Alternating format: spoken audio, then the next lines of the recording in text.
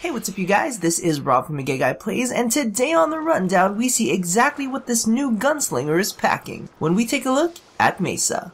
Alrighty, so this Warframe has amassed so much hype in so little time. Equipped with a pair of vicious regulator pistols, Mesa is a specialist when it comes to range damage. While her reputation mainly focuses on her devastating ultimate, the rest of her kit is mechanically brilliant, synergizing quite well with almost all forms of gunplay. So the question is it full steam ahead, or is Mesa's hype train running on fumes? You can pick up Mesa's blueprints in the market for 30,000 credits. However, you can only obtain her components after you've completed the Patient Zero quest found in your codex. It will reward you with a blueprint for the Mutalist Alad V assassination key where you can take him down for a shot at her parts. But as always, if you're in no mood to leave things up to RNGesus, you can always pick her up in the market, pre-built, along with a Warframe slot and a catalyst for 325 plat. Now let's whip out those pistols and see how hard they shoot.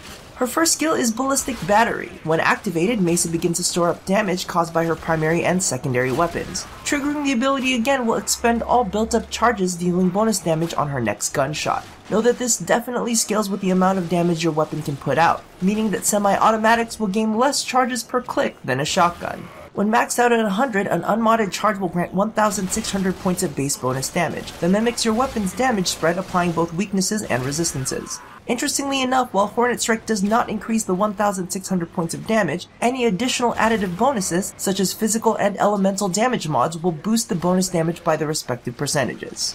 Her second ability, Shooting Gallery, deploys a small drone that temporarily jams enemy weapons and provides a small damage increase. Now, there are a few things to note. First off, the drone cycles between you and your teammates, meaning that the duration of the ability is divided evenly amongst the group, and occurs regardless of your position on the map.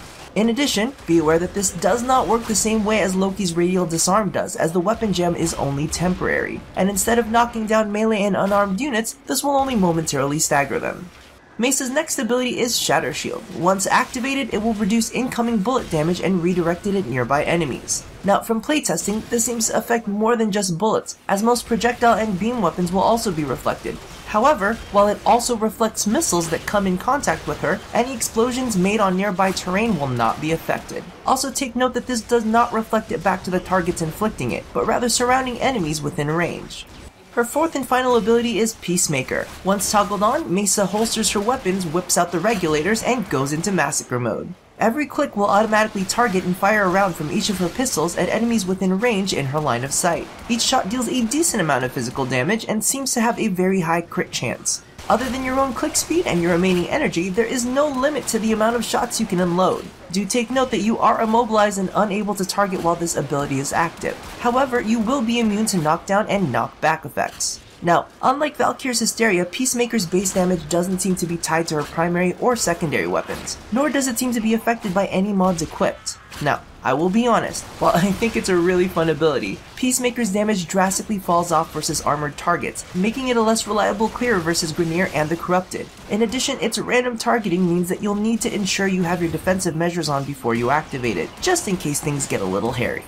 So all in all, I think Mesa is pretty damn incredible. Her kit has some awesome synergy. Using Shatter Shield and Shooting Gallery in unison can greatly hinder incoming damage, making it easier to engage when using shotguns and melee weapons. While Peacemaker is a great way to mow down lighter units and quickly fuel up Ballistic Battery, so you can finish off larger targets with your sniper rifle. Though the potency of her ultimate will likely taper off into late game, I still feel like Mesa is all kinds of fun, especially for those of you looking for a supplement to your gunplay.